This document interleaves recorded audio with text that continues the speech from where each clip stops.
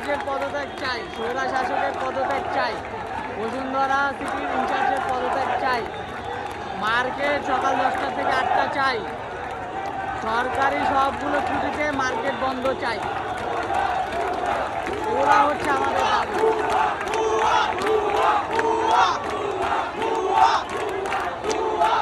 Already BGB সেনাবাহিনী চলে আসছে পরিস্থিতি নিয়ন্ত্রণের জন্য। আর আমাদের দাবি দেওয়া না পর্যন্ত আমরা এখান থেকে কেউ যাচ্ছি না, এখানে অবস্থান করবে সবাই।